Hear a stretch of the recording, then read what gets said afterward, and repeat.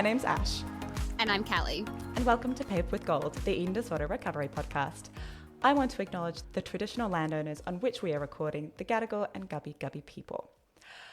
We talk a lot about the way that eating disorders, we talk a lot. Next sentence. We talk a lot about how eating disorders are treated and how it needs to be changed and how there needs to be a lot more research done on how this all can be done. Well, what if we told you that today's guest is doing just that? It also happens to be the guest that we have been meaning to record with for the longest time. I think it's almost been over a year. But good things come to those who wait or those who are very disorganized, either one. So today's guest is a researcher and PhD candidate from the Inside Out Institute we all know and love. She, to use Callie's words, is one of the key people who is here to fuck shit up in the best way possible when it comes to how eating disorders are treated. But to put it in a more sophisticated way, not that I don't love that way, Callie, but she's hoping to reconceptualize the core psychopathology in anorexia nervosa using co-designed multi-layer network models. But I think fuck shit up in the best way is probably a simpler way to say that. Makes more sense in my brain. Yes. It is our pleasure to welcome Emma Bryant to the pod today. Hi. Yay! Hello. I think that's probably the best introduction I've ever had in my life. Thank you. Anytime. I like that because I feel like you've had probably some good introductions in your lifetime around some shit that you've done. So, I don't know about that, but yeah, they're usually pretty stock standard. So, yeah, fuck shit up. Okay, I'm sure that you don't get that very often. All right, we'll take it. I love it. So I have a feeling that we're going to be able to talk for ages, so let's get right into it. So Emma, can you tell us a little bit about your background and how you arrived in the eating disorder space to fuck shit up? Sorry, I'm going to stop laughing at that. Sorry. And take it away. I need to be more it. Professional. Apologies. No. Okay, my story. So I have my own experience of a long-standing and quite painful eating disorder and mental health problems. You know, I was a very sensitive child, and I mean, in many ways I had an idyllic upbringing, actually. Like, I had a very loving, supportive family, which I was extremely lucky to have. I was very privileged, you know, so in a lot of ways it was idyllic, but I was a very sensitive child. I had probably an anxious disposition.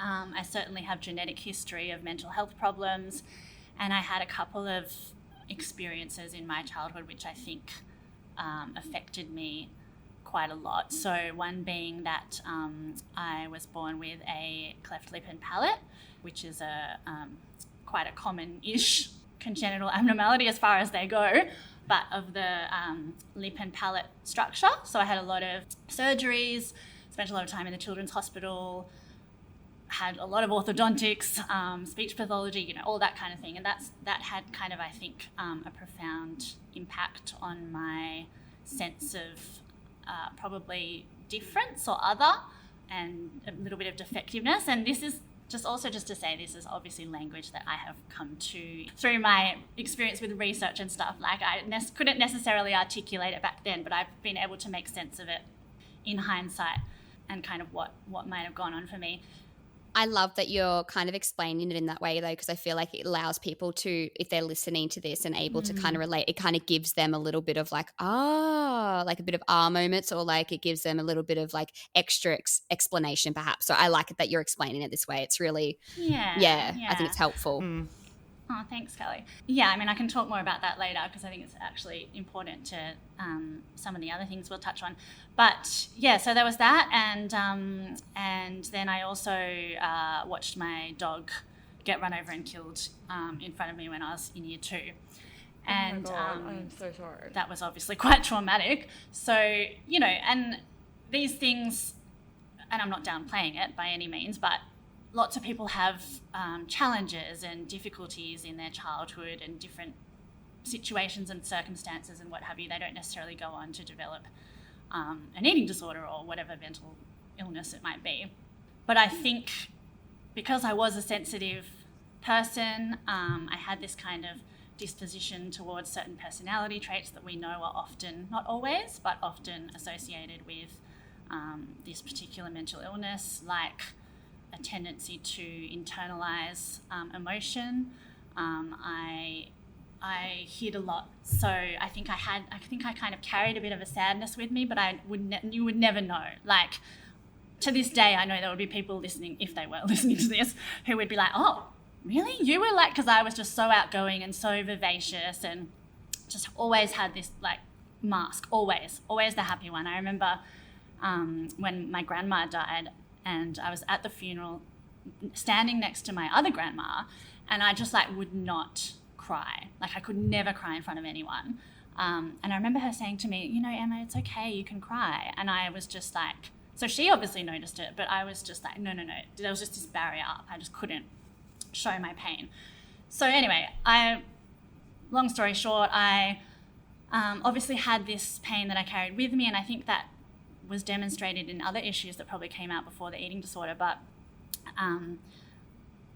I think in adolescence, when we go through that, significant transition and that period of individuation, and adolescence is hard. Like, you couldn't pay me to go back to adolescence. And so it's hard for a lot of people. And for me, I found it really difficult. And I obviously had a bit of a fragile sense of self. And I think that I anchored my sense of self on my body. And I think that probably happened because I was always a really skinny person. Like, it's in my genes, I'm just naturally slim. And I was a lot of people, as they do, commented on that throughout my childhood. And I never really thought anything of it. Like, there was no kind of diet culture in my family. There was none of that.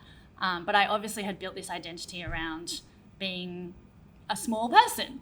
And then when adolescence hit and all this other stuff was going on and I put on a little bit of weight, I think I just lost it, because it was like this one thread of self that I had was gone.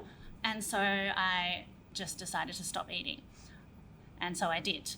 And I didn't go on a diet. I just stopped eating. And I never really did things in halves. And so it almost immediately just completely consumed me. And,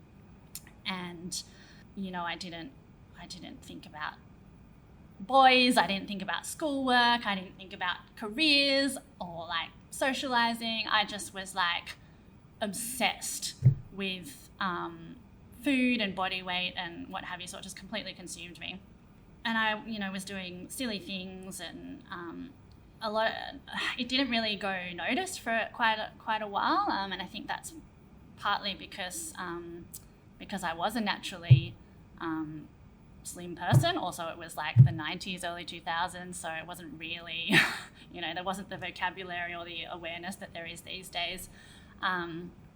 And I was also an expert at hiding it. I was very protective. I remember having screaming fights with my parents about, like, they thought I had depression. They knew that something was going on, and they thought I had depression, and they would try and get me to go and see someone, and I would just like flat out refuse. So anyway, this went on for a number of years, and it ended up that I got so unwell that I just couldn't deny it anymore, couldn't hide it anymore. And I ended up kind of going straight to hospital because I was so unwell by that point. So here began the very long revolving door cycle of inpatient hospital treatment. So I kind of went in and never left. So I went in, I went out, I went in again, I went out. I did inpatient, I did outpatient, day patient, day program, all the things. Yeah, I was someone that was never able to be very functional in my illness. I couldn't work, I couldn't study. I tried many times to go back to uni, like over and over, and always faltered, always ended up back in hospital. I didn't really socialize. I was on a disability pension for a very long time.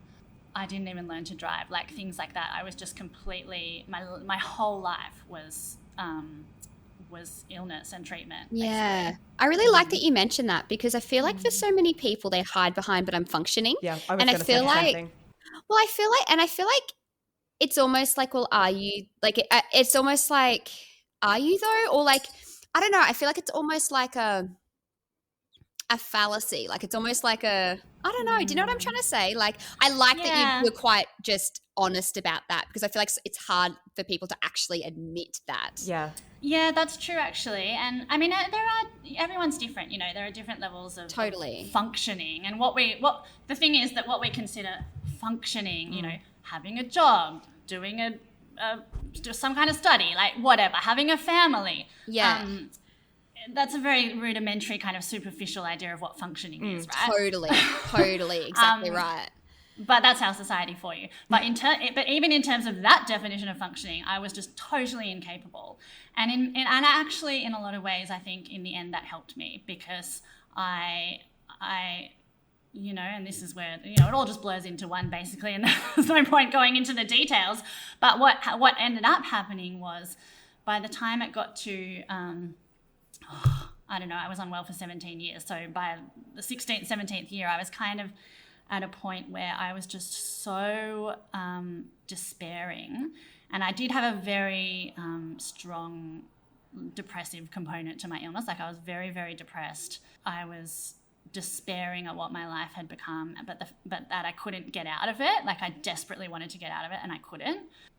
And I couldn't pretend that I was able to carry on with this illness because I was so dysfunctional with it, you know? So that kind of helped me in the sense that I got to a point where I knew I had to get better, because I wasn't willing to take my own life, even though I wanted to. I desperately wanted to take my own life, to be frank, for a long time. And I just, you know, I watched people around me do that. Yeah. I went to their funerals. I had this, because I did have this loving, supportive family, I just had this like incredible guilt, which actually made it even more painful a lot of the times, because I almost wanted them to just be like, we don't care. Like, we don't care. You know what I mean? Like, I didn't want them to care because it felt like it was keeping me in pain. Yeah. Which is awful, but that's how it was. And so, but I got to this point where it was like, well, I'm clearly not going to take my own life. And I can't live like this. Like, I have no choice but to get better. Yeah. So basically a couple of things happened. I walked away from a system that I believed was not helping me, and in fact was potentially doing the opposite. And it's easy for me to say that. It's not like you can just walk away, you know. I don't say that lightly, you know. Yeah, for sure. Yeah, I'm sure it wasn't just the case of you just being like, oh, all right, then I'll fight up. No, the system that I was in was, you know, there's a lot I could say about that, but and feel free to edit this out if you like later. But probably won't. At that time, when I walked away from the particular system that I was in, the psychiatrist that I had not at that time when this happened, but the psychiatrist I had, and also who was the director of the program, was jailed for sexual abuse. Yeah. One of the dietitian that we were working with in day program took her own life. One of the nurses that had been on the unit took her own life. Fucking hell. And yes, I probably won't go into any more detail than that, but it was, and it wasn't just that, you know, it was the whole system was problematic. It was just a really, really awful time. So I walked away from that, and I was lucky enough to have supports around me, which other people didn't. I fully recognise that, to do that. And I didn't get better at that stage by any means, but I do think that walking away and kind of having a bit of autonomy myself and recognising what was helpful and what wasn't, what was helpful for me. Yeah. And then I kind of stayed at a, you know, equilibrium, I guess, for a couple of years, and then eventually I ended up actually going to a different state, to a different treatment program, and that program itself wasn't particularly different to other ones that I had been to previously. And I was listening to the episode with Gabby that you did a couple of weeks ago, and something she said I really related to, because I had this one clinician there who said to me, and I think it was in the first session, I didn't see this clinician for long. Like, it wasn't, that they completely changed my trajectory or anything, but just the one thing that they said to me, I think really helped, because I remember he said, "Why are you not better?" Like, which, and it wasn't a blaming, not in a blaming way at all. It was like, you have had all this gold standard in inverted commas treatment for, a long time, with the best psychiatrists and psychologists and doctors in the country, in Sydney. Why are you not better? You should be better. And I was like... Intriguing. I felt really validated by that, because it wasn't, unlike what it felt like, the feedback I was getting from other people and places was like, oh, well, you're chronic, you're going to be going in and out for the rest of your life, and all of that kind of stuff. It was more like, no, you should be better. If you come to a healthcare system for treatment, and I'm one of the people that was privileged enough to get the best possible treatment, and you're not better. Why isn't it working? Why? Yeah. We have failed you. You know what I mean? Totally. And I was just like, oh, like, that was really validating for me. Totally. And I still remember it to this day. So I think just, that I was given a bit more autonomy in treatment, and a whole constellation of things. I think a lot of things have to happen to get someone better. But I will say that I don't think I once had effective psychotherapy. I don't think I ever had a full course of evidence-based treatment. Yeah, okay. And I essentially got myself better. And like, I'm not shy to say that anymore. I used to be hesitant to say that, but I'm not anymore. I really think that I got myself better. I could talk for hours about how I think that did or did not happen. It's kind of hard to know. I was about to say how. But, oh God, don't ask that. Okay, all right, I take that back. That's a whole other episode. Okay.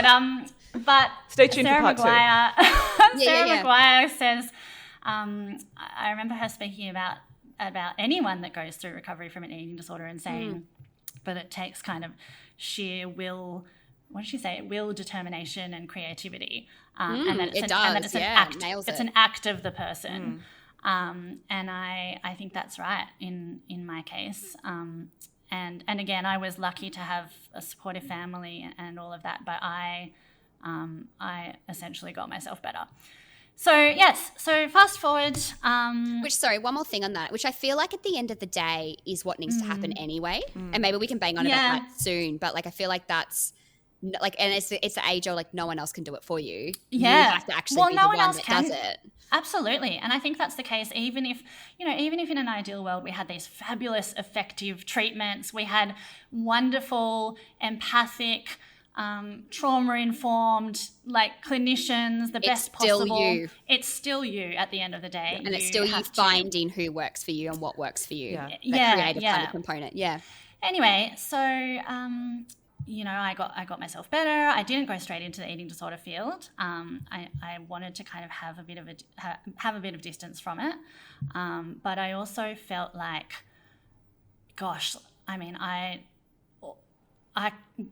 what is the point of having gone through all of this this stuff for such a long time if I don't use it in some way? I can't not use this experience. I can't just go on with my life as if nothing happened and kind of ignore this huge part of what has essentially shaped me.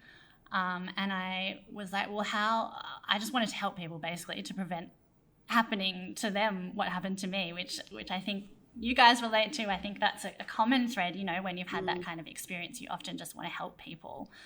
And I was like, well, what would I do? And I was always a very curious person. I always read a lot. I remember sitting on my hospital bed and arguing with one of the doctors at one point about the literature and why what they were trying to give me wasn't effective and this kind of thing. So I obviously had this like natural inclination towards trying to understand, and I still didn't understand this illness even after all the years of having it and all the people I knew that had it. And so I thought I'd go into research, and I ended up I won't go into the details of that, but I ended up thankfully, very, very luckily, at this wonderful place, Inside Out Institute, who have always since the start embraced lived experience, who are just like the most wonderful bunch of people. And I've basically been here ever since, just doing a whole lot of... I love how like easy it made it sound like, and I just ended up in research. Well, that's obviously and now I just do research. I was trying to abbreviate it for you because I could just talk for hours. Obviously, I went to uni. I finally was able to finish uni, and approached the institute and told them a little bit about my story. And they just happened to have an opening for an honours student, and I ended up doing honours here, and was just embraced by the whole team. So yeah, it's just been really highlights, I guess, how much they do. What's the word? Brain value, work. Lived experience. Value. Thank you. Value lived experience. Yeah. Absolutely, and not even value, but I remember the reception I had was like, it was so normal, I think the dialogue has changed a lot even in the time that I've been here. But this was like end of 2019 or so, and I remember at that time I'd had a couple of people, but one particular person who was a clinical psychologist who I knew from treatment, and she was recovered and everything, but I remember her saying to me, don't mention your history to anyone in the field because you'll never get past the front door. Yeah. And there was that kind of idea certainly totally. still around at that time. There is still, it's a lot better now, but even just in that recent time, there was that idea. And so I was very hesitant to share it, but I was like, well, I can't not. I mean, first of all, it would go against what I believe. You'd better do your research the way you do it, could you? Yeah. Well, exactly. But also, like, I have a 15-year gap in my resume. Like, what am I going to say? I explained that. Yeah. That's true. Yeah. I didn't even think of that. So, just, but yeah, mostly because it would go against what I believe in terms of like the value of lived experience and what have you. But it was like that wasn't even a thing. It was like, oh, you have lived experience, just like this.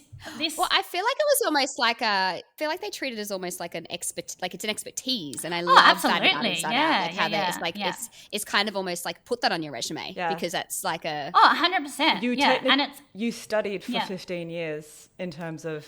Well, and actually, that's one of the things that Sarah Maguire, I remember, said to me. I keep mentioning her name.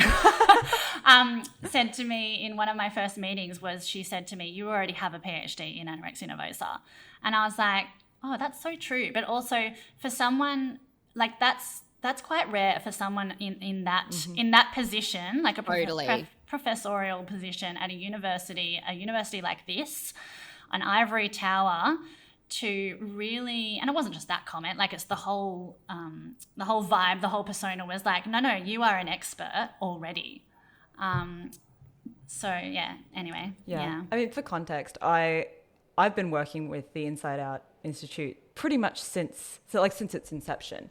I was there at the launch, and it was very much a non-negotiable for them to have people involved in like people who had lived experience at the very foundation of everything that they do, because I think we're definitely seeing a change in it now. It's almost lived experience is a benefit, and it's almost a competitive advantage in those kind of fields. Totally, yeah. Especially in Australia, it has changed completely.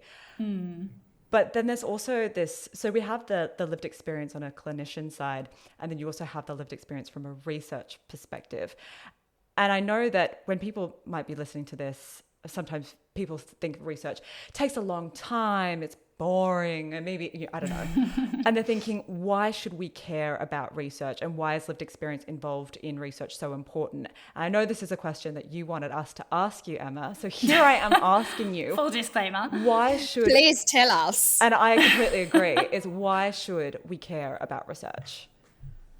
Well, I'm clearly a research nerd, so I'm making you ask me this. Oh, don't worry, we fully acknowledge the bias, but that's totally welcome here. I fully agree. Absolutely. I think a lot of people don't understand that. Like, yeah, totally. And I wouldn't have understood either. Like before I came into it, obviously I was interested in it, but I didn't understand the full implications of it. And I totally get that it seems boring and all of that kind of stuff. That wasn't my view, by the way. I just wanted to No, I know. I find it very interesting, but I'm also a nerd, so... Parts of it can be very tedious and it takes a long time. It's hard. It's not easy. It's a really long slog, basically.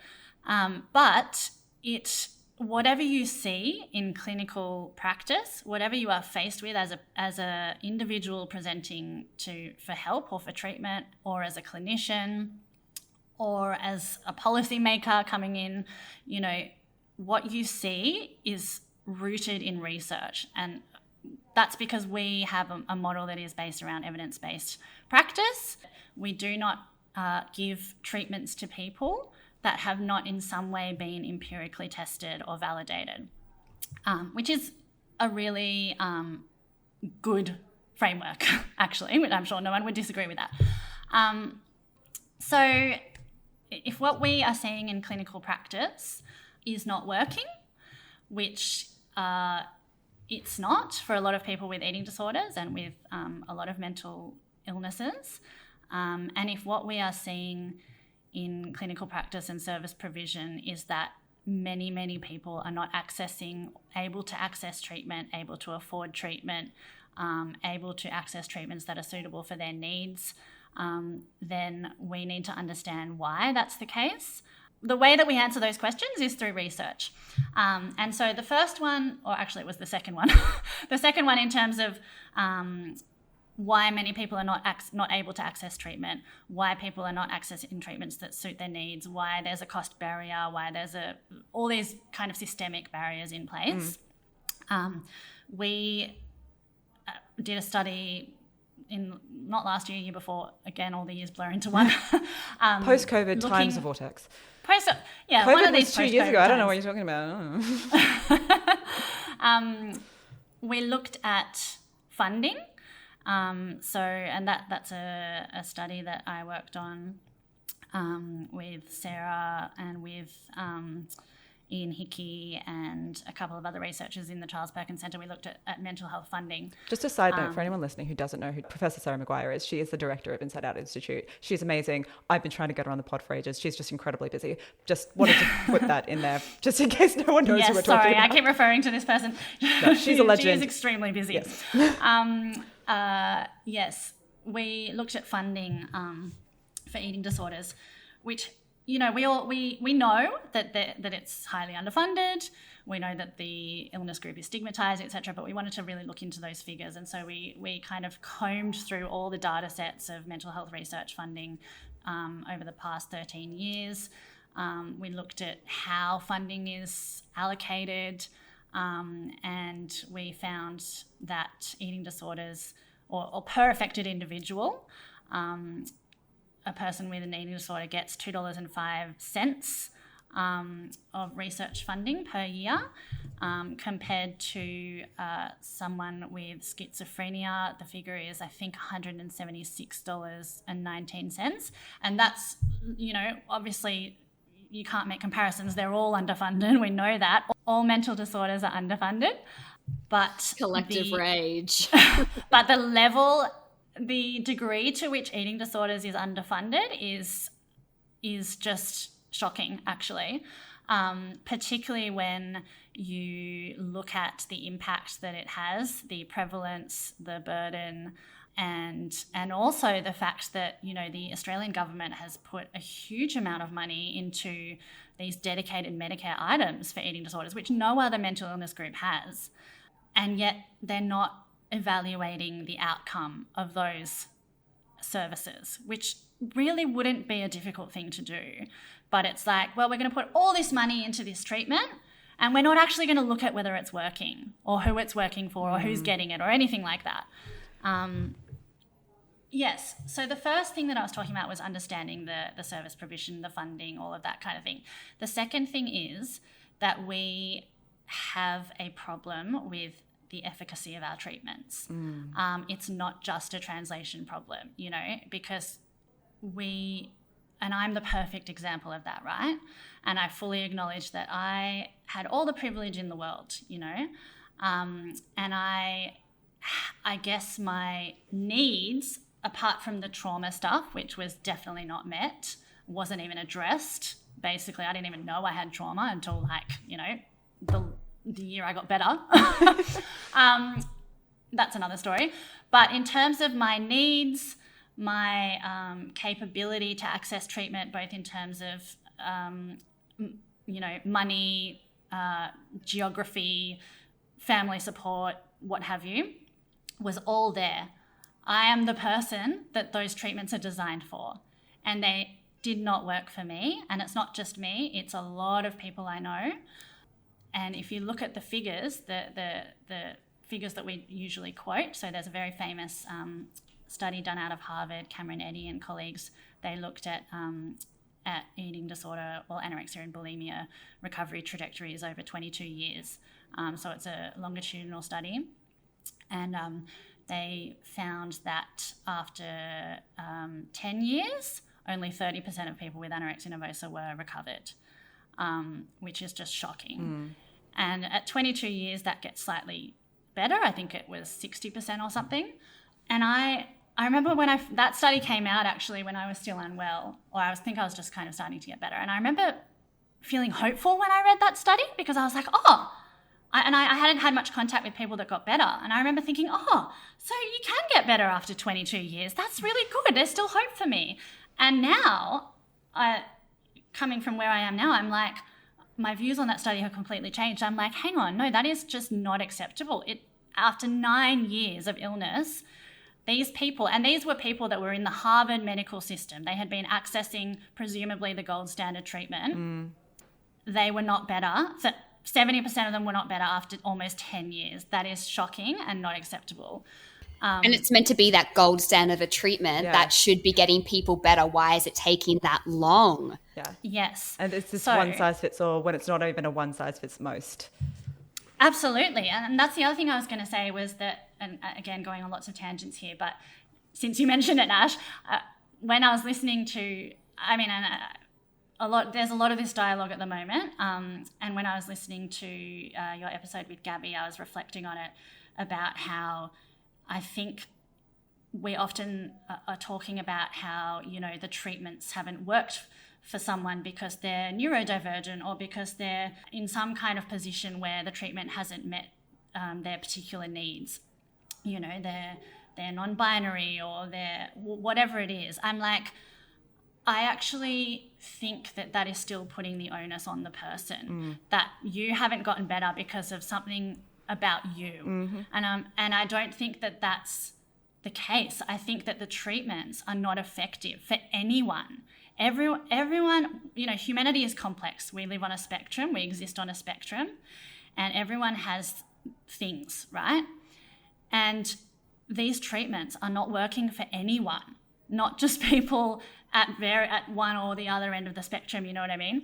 So that's very much my bent, and that goes kind of reminds me, because I said to Gabby, I remember do we have a system then that is creating, long-standing eating disorders? That kind of shows that we do, doesn't it? I think so. And that we'll talk about that a bit later when we talk about severe enduring eating disorders.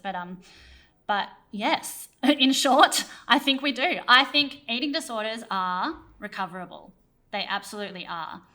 And we should not even have long-standing eating disorders. And, we certainly shouldn't have people. We certainly shouldn't be going to funerals. That's for fucking sure. No. And that, anyway, I can go on about that for a long time. But going back to the this treatment conundrum and what my research certainly centres around, which will also tie back in with what you mentioned about the idea of eating disorders as a women's problem, Ash. So basically my PhD research, as you have prefaced, is about really trying to understand anorexia nervosa. And I will say from here on that I want to acknowledge that I'm explicitly talking about anorexia nervosa. That's my expertise area. I'm not talking about the other eating disorders.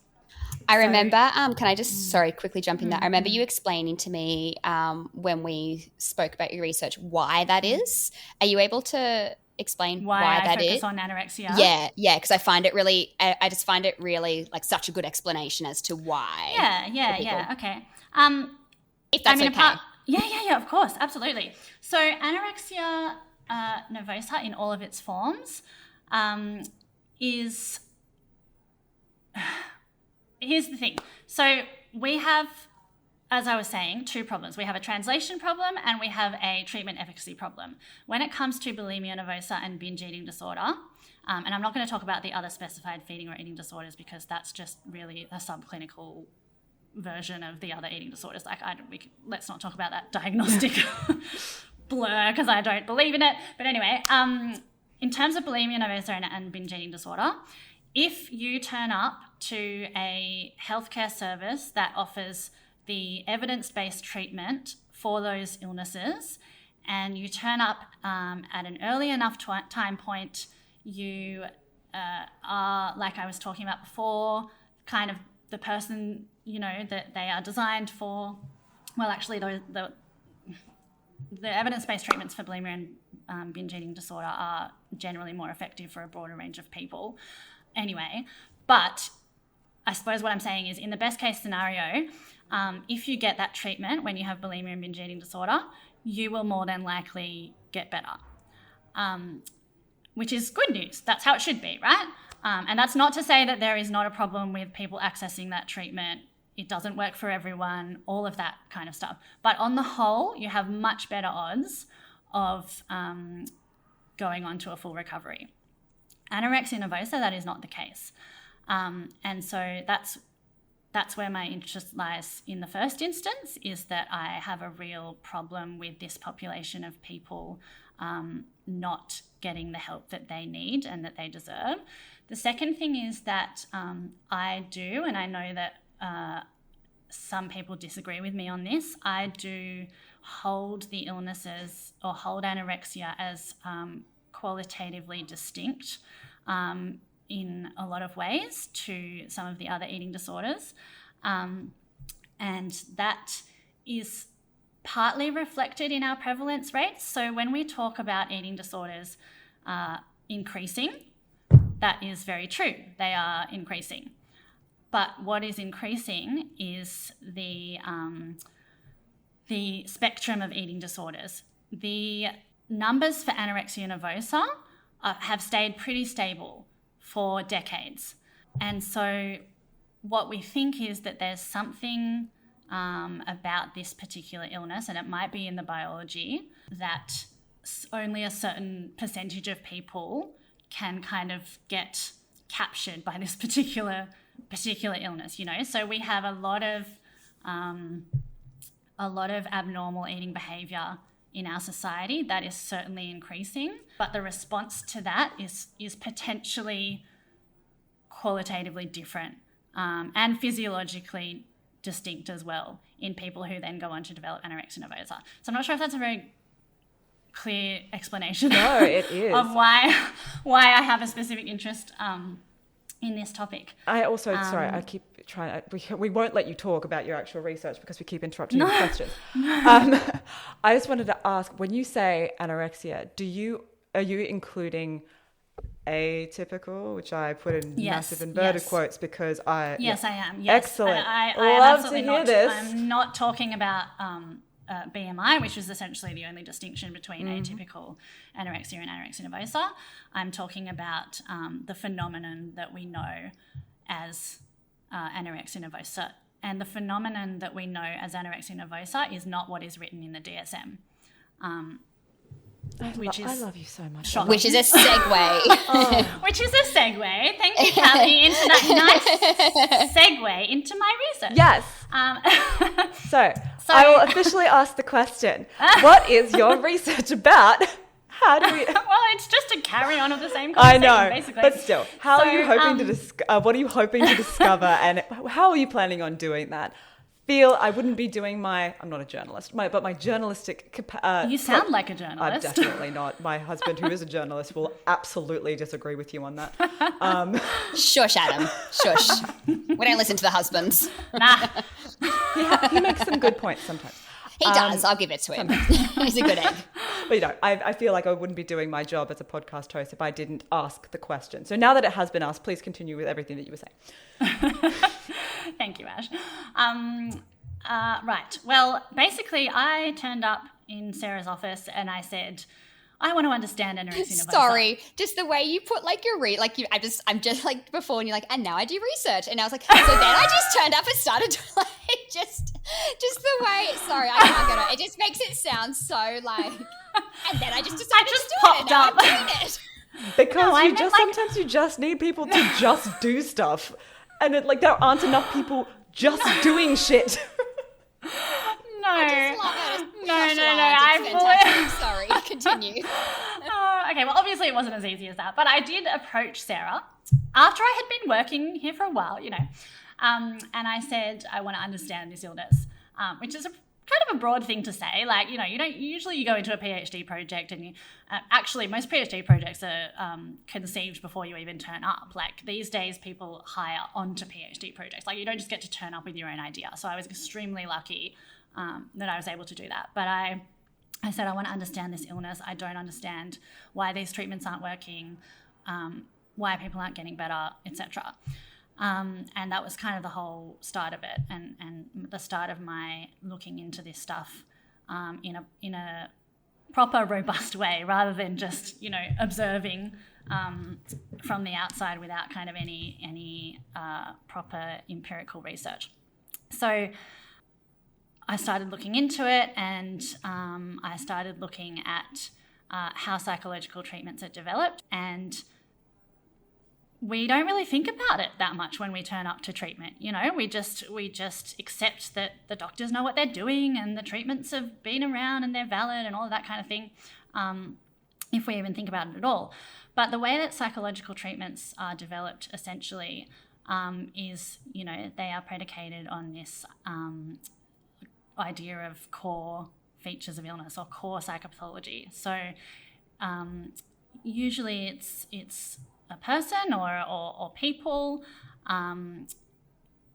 researchers who have come together and developed this kind of manualized model of what they believe, usually based on clinical observation, but also sometimes on the literature. But historically, it's been their own kind of clinical observation of what they believe to be the core maintaining features and what's caused the illness to occur, and then they adopt different therapeutic strategies that they think addresses those core features of illness. So that's how they kind of come about, and then they go and test them and put them out there into the world. So that's how they come about. And I mean, the thing is, if a treatment isn't working for an illness, which we can say that in anorexia nervosa, they're not for most people, you have to kind of go back and think about, well, what are the treatments targeting, if that's what they're based on? And our treatments for the last 30 years have essentially been focused around overvaluation of weight and shape. So, we had a lot of theorizing in the 20th century. There was it started with psychodynamic, psychoanalytic theory, kind of bled into family systems, into there were a whole lot of different theories. There were feminism. There was self-object relations. All these people coming along trying to understand what eating disorders were. And then in the 90s, the cognitive behavioural model of eating disorders was adopted from depression by a researcher in Oxford, and that's just kind of stuck since the 90s. And I'm not Isn't that like some old white guy? I wasn't going to say that, but... Okay, sorry, I've just said it for you. I would... Some old white guy. It's also kind of like the BMI stuff though, because one old white guy, hey Ansel Keys, looking at you, turned up, had this one idea, and then people just ran with that, and it stuck around, and now you can't get rid of it like a toe fungus.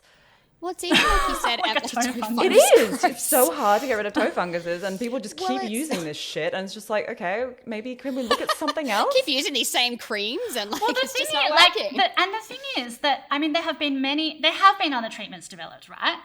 And even the cognitive behavioral model acknowledges, with the addition of a whole lot of other modules on the end of the treatment, that eating disorders are a lot more complex than just overvaluation of weight and shape. Yeah, counselor. Yeah. I was just going to say, but then you get like Medicare, right? Like your Medicare items and like, you know, the EDP, and it's like you do the freaking the questionnaire, you know, what's the fucking acronym for that? And it's all based on weight and shape. Oh, the Callie, you're thing. just giving me these wonderful segues. Feeding. So that questionnaire, the EDEQ, the Eating Disorder Examination Questionnaire, is derived from the that model. So it was created by the person that created the cognitive behavioral model of eating disorders.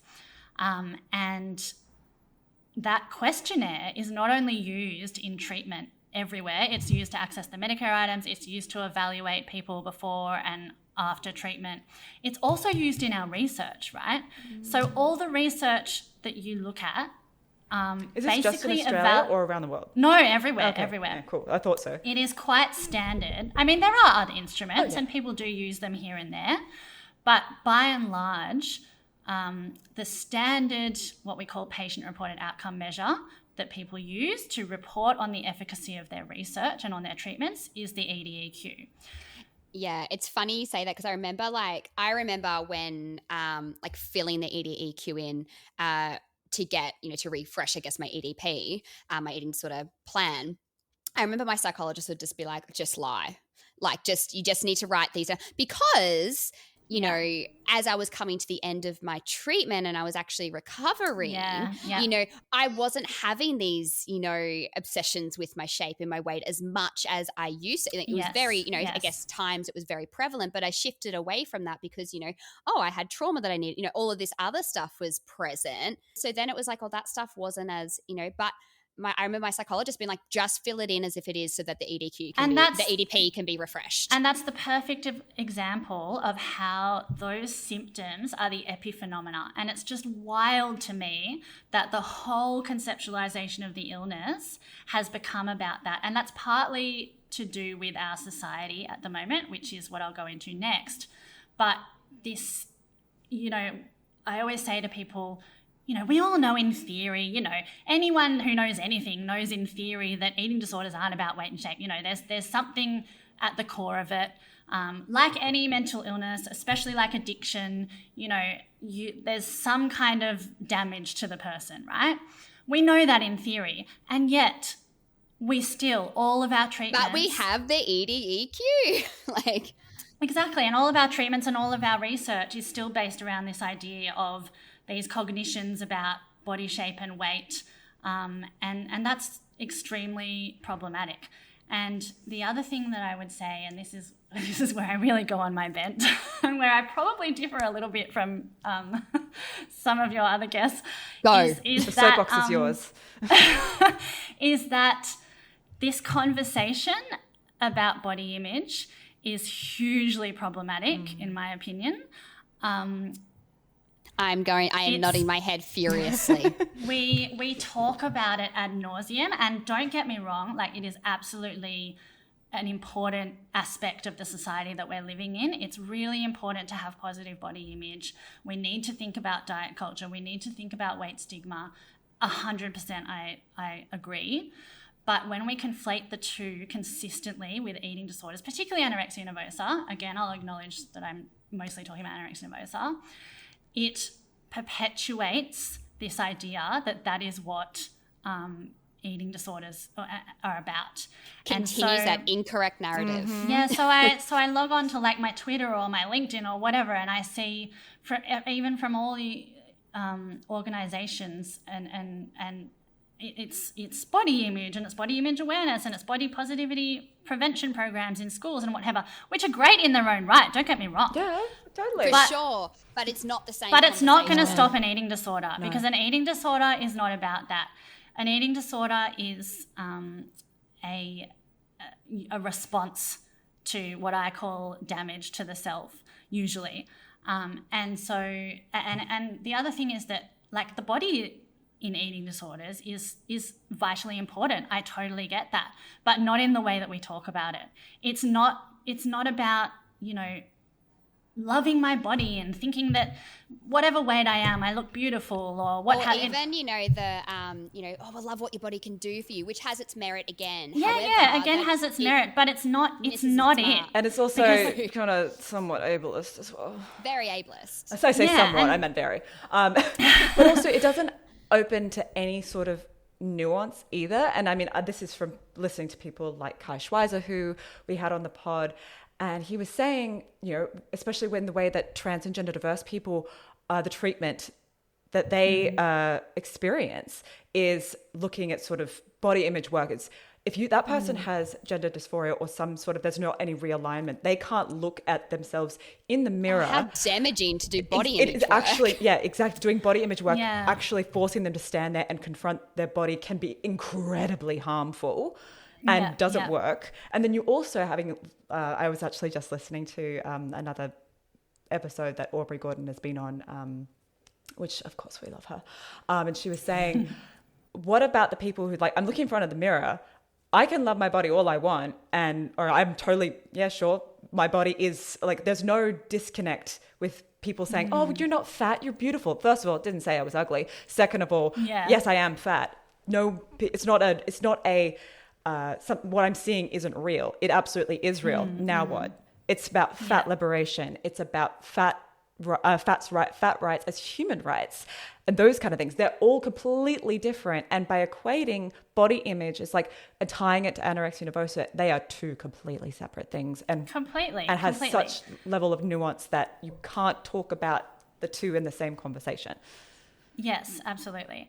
And the body is, in anorexia, certainly I see it as I mean, well, not even in anorexia, in life, the body is a vessel essentially, and it's functioned and used in different ways, and sometimes in anorexia in particular, it's used to communicate distress. You know, like it's not that it's not important, but it's just not important in the way that we talk about it, and it's just It's funny whenever I have clients kind of bring up body image, because obviously, you know, there is the component, I guess, of, you know, really struggling with that today. I'm, you know, gaining weight if that's, you know, relevant for the person, you know, really struggling with, like, but feeling like I want to rip my skin off, blah, blah, blah. And I always like shift into a conversation around like, well, I don't think that's actually body image even. Like, that's not, like, that doesn't, like what we're talking about here isn't, you're not having a bad body image today. What you're talking about is this process is actually really painful, and perhaps you're equating this weight gain and what you're seeing in the mirror,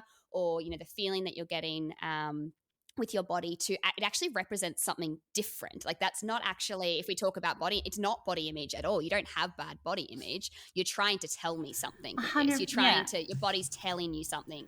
Yes. And which is exactly what you were just explaining, right? That's exactly right. And in my PhD research, you know, I did these, obviously I've gone completely off on a tangent, but back to the PhD research, in order to try and understand what is at the core of anorexia nervosa, if what we conceptualize at the moment is not working, what is at the core of it, I'm kind of doing this deep dive into all the possible things that we think anorexia nervosa could be, all the different ways that it presents, the different features and constructs of illness. And to do that, I did a whole lot of comprehensive interviews with people with lived experience, with clinicians, with researchers who treated the illness for many, many years.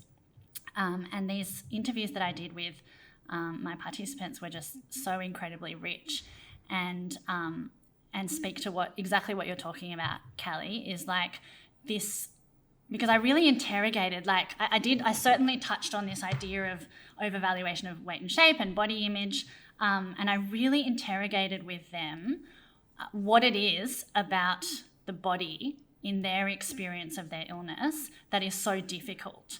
And also, you know, I asked them what they think led to their illness, and all those kinds of standard questions. And by and large, the responses were, that in terms of how they experienced the illness and how they thought about recovering or how to deal with this kind of conflict with their body, it was almost always about what it meant to gain weight.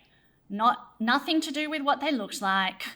Most of the time, the vast majority of the time, the reason they went into the illness was not to look thin or even lose weight in a lot of cases. It was like, well, I stopped eating because my mum died. And it was the world's best distraction. It was, I had a viral illness and it was an accident. It was, all these other different reasons.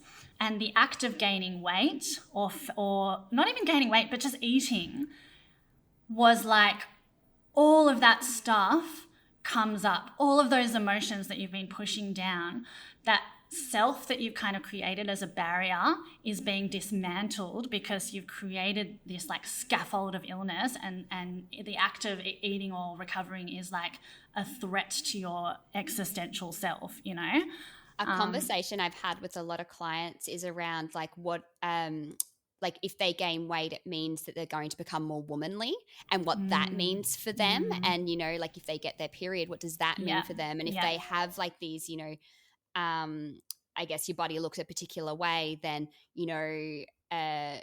they want to look more childlike because it's a safety factor for them. So when they step into this body that is, I guess an adult body, there's so much attached to that, so much trauma attached to that. A lot of it is safety, so much of it. And the more research I do, the more I just think trauma is just at the root of like so much.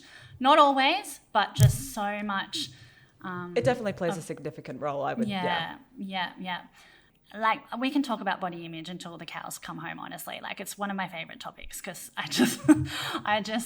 it really grates me, actually, how we converse about that topic. And how much funding is thrown towards it. Well, basically. And I suppose that's why it grates me. It's not like I have a vendetta against, like, body image programs. As I said, like, they're absolutely worthy in their own right. It's more that I feel that it is taking away from our true understanding of what the illness is, and it contributes to this societal idea that eating disorders are just, a bit of a phase, like it's young girls that just want to look thin and look like models, and like that whole 90s idea, right?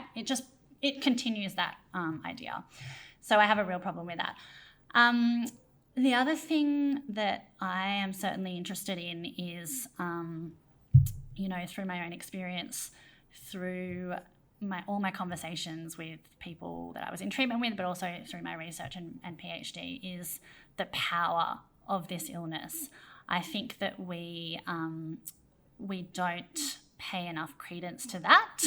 We talk a lot about, the psychological factors, whatever they may be, whether they're body image cognitions or whether they're anxiety or obsessionality or any of that kind of thing, intolerance of uncertainty, where it might come from, whatever the pathways in are, whether it's trauma or some kind of significant change in someone's life. We talk a lot about that stuff, which is great.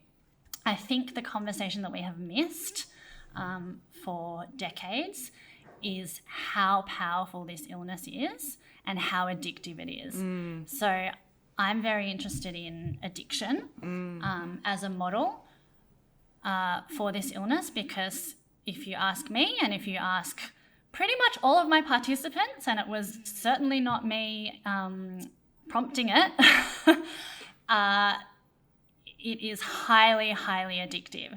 And in some cases, even when you have had a lot of therapy and, you don't even have the issues that you had when you first walked into the illness, you can't stop. Yeah. And this is why we see such a competitive, like in those sort of treating kind of centers, like, oh, that person's doing that behavior. And it is. So you latch onto that and you're like, oh, adopt that. And it isn't. And that's why it's so hard to overcome behaviors, right? Because otherwise, if it wasn't addictive, you just stop. And you didn't ask me, but I completely agree in terms of you're not like, I absolutely subscribe to the idea that eating disorders are akin to addiction. And I've always said, unlike other addiction, you can't just stop abstinence eating. is Yeah. not That's abstinence the is not an behaviour. option. Like, you have to eat to Yeah. survive. You have to eat So to live. you have to learn how to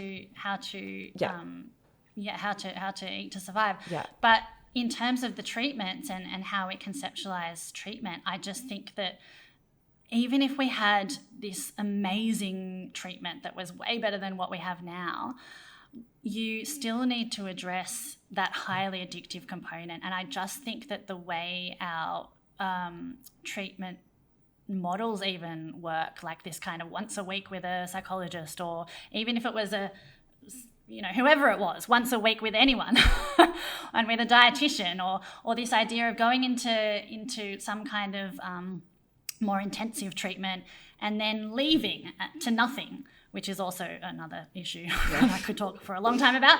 But that massive, that's a whole other podcast. Episode. That massive gap between inpatient care and basically out to nothing. It just neglects the power of this thing. Like, it needs to be so much more full on. And I think about my participants and I actually asked a couple of them if they minded if I shared some of the stuff they had told me, because it was just so powerful. And one of them, it's just heartbreaking. She's been unwell for a long time, like a lot of my participants, and she, her bones have deteriorated, and she's broken both of her legs, both of her hips. She is, on the way to a colostomy bag. Oh my goodness. She really is extremely isolated. So this thing has just completely gutted her life, and she still can't let go of it. I don't know. I'm just always reflecting on that. And also, not just those kind of qualitative feedback that I get in my own experience, but also there is certainly research to support this idea that anorexia nervosa can be an addiction. And we know that that people with AN, they have done studies that show that people with AN have elevated levels of endogenous opioids in their bodies. So there is something highly rewarding. And that's the research that I'm interested in after kind of PhD. But a lot of my PhD does probe stuff about addiction. But there is something highly rewarding about restricting food intake for people that have this illness, which is not necessarily the case for people that don't develop the illness. So that's potentially some kind of biological feedback that they are getting from the act of not eating. I suppose I haven't really answered your question in terms of like what I'm aiming to achieve, or like what I hope for it. Did I? I feel like you did. You want to understand how this. Really well. You want to understand how this. The actual core, like how this works, so we can treat it. Not kind of what a white guy back in the fucking the 70s decided it is. Yeah. I think like the next part of your research, which is such a core part of it, is kind of where we're going anyway with the questions that we have, which obviously we've talked at length about developing effective eating disorder treatments, as well as early interventions and proper diagnosis and proper screening. All are key in terms of ensuring people can recover from eating disorders, as we've all agreed that they can be recovered from. And I know that you listened to Gabby's episode, and we talked about this at length about severe and enduring eating disorders and what happens when people don't have access to those effective treatments. I guess this also touches on what we were just talking about, which is you have these people who get to the point where they have been living with the illness for so long that they're having extremely poor health outcomes as a result of their long-standing eating disorders. We know what happens when these gold standard treatments, quote unquote, when they don't work, and or if they're not implemented properly, or if the right treatment isn't implemented at the right time. This is a very long-winded way of me saying, I know that SEED, severe and enduring eating disorders, is a particular passion area for you. So what do you hope to change in the way SEED is managed and treated, diagnosed, all of the above? Look, I think SEED or long-standing eating disorders is really just, I mean, obviously, it goes without saying, a progression of, the earlier stage of illness into the later stage where it has not been treated effectively. And so as far as I'm concerned, we should not have long-standing eating disorders. We should be getting treatments to anyone that needs it at the earliest possible opportunity, and we should be doing it in a way that is effective for them, that meets their needs, that is compassionate and trauma-informed. Even now, when we don't, I talk a lot about how we don't have effective treatments and what have you, there are still ways that you can work with someone and support them. And I think,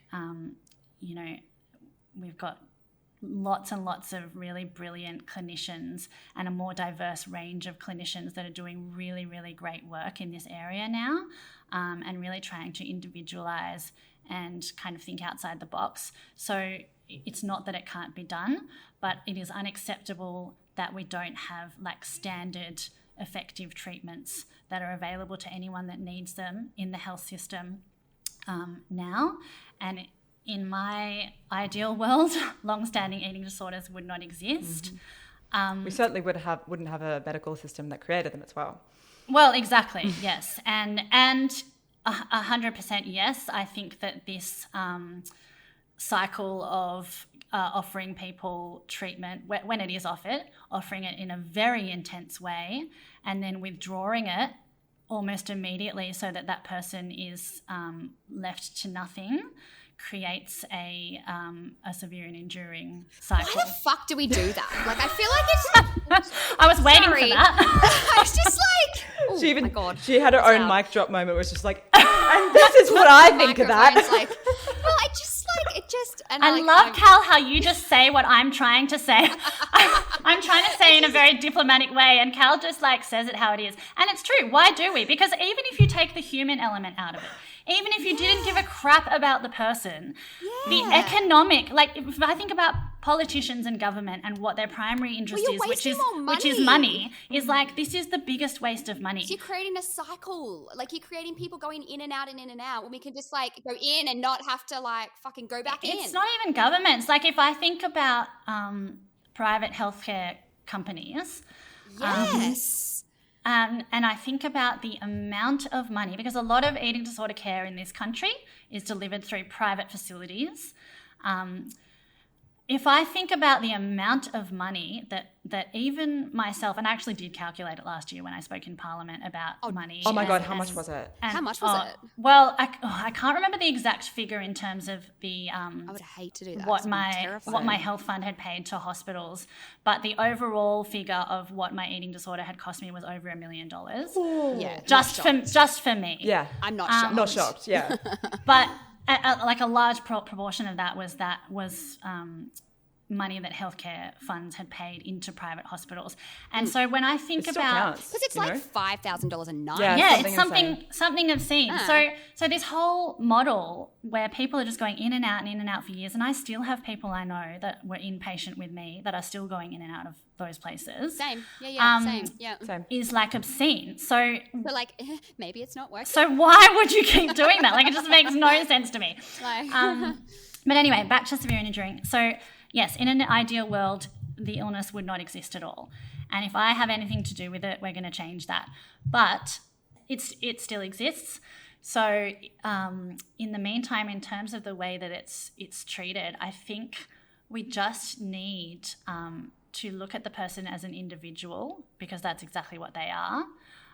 We need to stop with punitive treatments. And I think that's, I hope, slowly happening, too slowly, but still, that this idea of restricting people in treatment is not going to be helpful, and treating people in the same way that that you would treat someone that is turning up with a first episode eating disorder just makes no sense. I love that obviously the space is talking about all this stuff and we're kind of trying to go that way. But what really frustrates me then is that, and I experience this a lot, I guess, because I'm on the ground a lot, especially in that hospital system, like the public hospital system. And what really frustrates me is that I enter that system with a client and it's fucked. It is so punitive. It's security guards holding my clients down for things that they don't need to be held down for. It's, mental health acts being pulled out before they're even needed. It's, it's really, really punitive, like really shockingly punitive straight up. Yeah, and you're right. That frustrates the fuck out of me when I hear, like, I love obviously that we're having all these conversations and that things are, it's just really frustrating for me when I step into that system. Yeah, you're 100% right, and it is way too slow. And I obviously, I try and hold hope and have optimism about it. It's really, really hard, especially when you're so passionate about something and you really care about the people that it's affecting, and you know what it feels like. It is really, really hard to kind of hold that hope and to be like, oh, it's changing, it's slow. And I try and do that, but I completely agree. It is not acceptable that it is still, especially in medical settings. And I'm the same. Like I'm not in a professional role like you are, Cal, but I still have a friend actually who's quite unwell, and I was visiting her in a medical hospital just like a couple of weeks ago. And I had the same reaction. Like I was just shocked at how punitive things still are. And there'll be one glimmer of hope, in that setting. And I'm like, oh, wow, like look how it's changing. And which is fine, but also it shouldn't be like that. Like I shouldn't be so amazed that this one tiny thing has changed, this bare minimum. Of the bare minimum. Compared to when I was fronting up to the medical system like 12 years ago. In that period of time, that one tiny thing's changed. Like that's not good enough. We need to make it faster. Something I've always really loved about you and the Inside Out Institute, I guess, is that I've always really loved the way that like you have, because I guess my experience as somebody working in the space often, I guess in my role, is kind of a little bit down the hierarchy. And I experience that quite often. But I've always loved how Inside Our Institute, and like especially you, Em, because you've always given me an ear when I needed it, is how important you guys have regarded our voices, the people on the ground's voices. And I think that gives me hope, I think, because otherwise we're not listened to, and there's no one to talk to. Sorry, everyone listening, Parker is losing his shit. And I think and whilst I say I get frustrated about that system, that kind of gives me something. Yes. And I mean, those voices are the most important. Like even hearing you say that, I'm like, how can you say that? Those voices on the ground are the most important. If you don't have those, you have nothing. Like there is no point in us sitting here in our ivory tower researching illness or, without understanding what it's actually like for people that live it, that treat it, that care for it. Like that just makes no sense. And there is a growing recognition of that. But yes, I completely agree. It is unacceptable and it's too slow and it needs to change. And you kind of have to have this resilience about you to continually turn up to that kind of assault on your I don't know, just I find it an assault on the way that I view the world and the way that I think things should be. I have a real thing about injustice, and I know this is common to a lot of us, but you just have to be resilient and work within the system to try and change it for people, because hearing people like you actually doing that is so important. Because linking back around research and why it's important. Hey, there she is. This is why it's important. Yes, exactly. This is why the research is important, because if you look at it like any other sort of illness or disease, I mean, you think back on the episode with Callie's brothers, they even talked about this of if it were cancer, for example, and obviously cancer is such a horrific disease. It's so complex, it's multifaceted, and there is so much effort and research put into that, as it should be. But at the same time, cancer treatments are not the same today as they were 20 years ago. No. And as they shouldn't be, because things change. Yeah. And this is the idea that we need to keep evolving. And like, why is it that our treatments have not changed? Partly it is because there hasn't been enough research into new treatments, which is what we're trying to do here, what the points that we're trying to make. And I think it can be really disheartening to hear, to be in the system and to be on the ground and to see how much damage is being done, but also at the same time, talking to people like you, Emma, and hearing the work that is being done. It brings me to the last question. I know that if you're listening to this and you're feeling apprehensive about, seeking treatment for one, but then also getting treatment and being in treatment, there does feel like there is no hope. And I know we were literally just talking about that. It's so easy to feel disheartened. But Emma, you listened to Gabby's episode and you wanted me to ask this question because you had a lot of feeling about how you would answer it yourself. And I'm so glad you did, because I fully agree that this is how we should sort of end this episode. And the question is there hope? I have so much hope. And I'll speak about this in terms of an individual's ability to recover their life, but also touch on the stuff that we were just talking about in terms of the system as a whole. But in terms of the first part of it, I'm going to answer very similarly to Gabby, which I like, because I think the more voices that we have saying this, the better. There is absolutely hope for anyone. I don't care how unwell you have been, how long you've been unwell, what has happened. I have seen it, not just in myself, not just in people I know, but in people that I have worked with. I have seen it over and over again. People with really, really long, complex journeys completely get better. And so, I spent my 30th birthday almost 10 years ago in hospital, fighting with nurses about being spot weighed.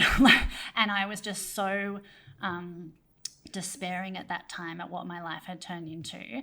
And now I kind of, I never, ever, ever would have imagined that I would be in the position that I am in now, very similarly to Gabby. I just, I have this job that I love. I work with amazing people. I have a partner I love. I've presented to Parliament. I've advised governments. I do these things that I just never would have thought possible. I'm tearing up. Oh, Cal, you're always tearing up. I love it. Oh my God, mate. But most of all, I just have this this peace and this I'm able to feel joy and stuff, and I don't have this constant pain and in my head, and that is just, forget all the other things that I've been able to achieve. That is just something that I just never thought possible. Yeah. So absolutely there is hope. There is the hope for anyone to get better, right? Obviously we know there needs to be the right tools and the right, there needs to be the right in place tools and accesses to that stuff. Absolutely. Yeah. But I think that, I think the possibility is always there. And then in terms of the system, as I was saying before, it's really easy to get disheartened and frustrated, and I really do. But I just have to hold hope, and I get that hope from the people like yourselves, like the people I work with at Inside Out, like a number of other people, and it's not everyone. I'm going to be frank. There are people out there that still hold those traditional views, and you will come up against them. And I do come up against them, particularly in research. And there are still egos, and there is still that kind of flavour around. I do think it's lessening, but the hope that I hold is that this group of people that are speaking out against that are trying to make real change, that are having difficult conversations and thinking with a more critical lens on things, is growing. And the willingness to engage in that is growing. And I think we have a way to go, definitely, but I definitely have hope. And I've talked for a really long time. I'm sorry. No, like 3 hours or something. No, not even. Then just like around the ideas of recovery, right? And what that is for people and how different that is for people and how. Like the term recovery maintenance was something I had only learned by doing this podcast and talking to people like you, Kelly, because it has been such a long time since I've lived with my eating disorder. But it made me realize that I have been in recovery maintenance for this whole time. And I didn't even know that there was a word for it. Even now, right? Like after, all of us have been, our definition of recovered, right? Like being able to be empowered by these kind of different ideas and concepts. And absolutely. And you take what's useful to you. And I do want to say, like, I don't want to put a rose tinted glasses on it, and I fully for sure I fully recognize my privilege and that I'm not saying that everyone can kind of necessarily or everyone's recovery looks like mine or whatever.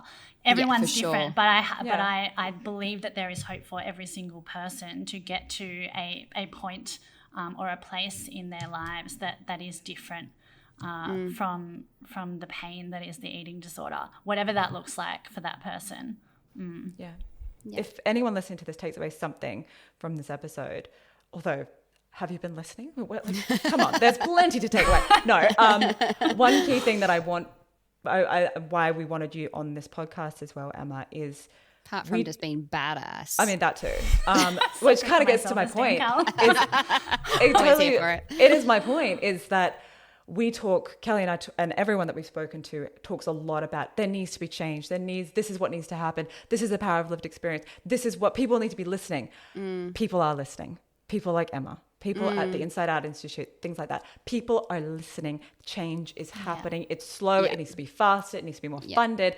But change is happening. Things are changing. People hear us. And that is why research is important. That's the theme of the episode. Research is important. Yeah, and I remember you always say it to me, Emma. I remember I don't remember what it was, but I was raging about something to you and just really fucking angry about something. And you were like, I hear you, but we're trying. Yeah. And I think that's, and I was like, yeah, okay. Like that's something that I always have to try and remember. And it's like your voice kind of comes into my head a lot when I kind of get really angry and frustrated. It's that's why research exists. That's why people like you exist. It's like we have people like you in the system that are trying to change these things. Yeah. Which is cool. It's so cool. And we have to remind ourselves of that too, actually, because it's the same in our own heads. We just have to keep reminding ourselves that we're trying, and I think that a lot of good people can do a lot of good, and that's kind of what I keep working towards, I suppose. Yeah. Well, we are so lucky to have people like you in the field. It is, I always say this, we need to clone you and have 50 of you. I think we need to clone you guys, actually. You guys can talk. You don't want 50 of me. You don't even want 2 of me. Come on. Yes, we do. Yes, we do. We do. Emma, thank you so much. Thank you guys. We could have, I know we always say this, but we could have talked for hours because there was a full conversation that wasn't recorded before this. Yeah. So we have been chatting for a while. But thank you so much. You are incredible. I've learnt so much just by listening to everything that you had to say. And thank you. It really does. It gives me hope that people are working really, really hard to make changes and make Emma is always better. A reminder of that. Yes. Oh, you guys are amazing. Thank you. Look at the amazing. No, seriously, you're the ones that communicate this stuff to a wider audience. So that's in our very sassy, sometimes filled with profanities. Yeah, but that's what's even better. I know how. Yeah. That's I love that. That's authentic. That's real. That's what we need. Oh, thank you so much. We love you. We love you. Love you guys.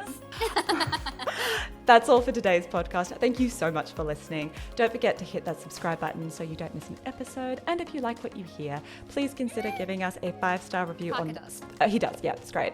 Can you, if you want to put that in the form of a 5-star review on Spotify or Apple Podcasts, Parker, that'd be amazing. And those listening too. Yeah. You can follow us on YouTube and Instagram at Paved with Gold Pod.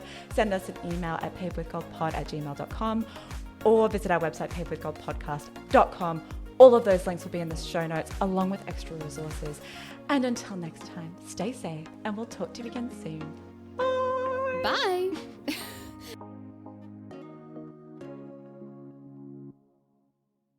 This podcast is general in nature and has not taken your personal circumstances or medical history into account. We are here to share our own experiences and the things that we have found helpful throughout our own personal recovery journeys. Please remember that each person's journey and circumstances are different, and not all of the information contained in this podcast may be relatable to you. It's important you consult your own GP or recovery team to seek out tailored advice before making any important decisions relating to your own health and recovery process.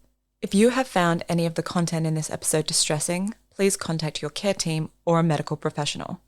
If you or someone you know is in crisis and needs help now, please contact emergency services in your region immediately.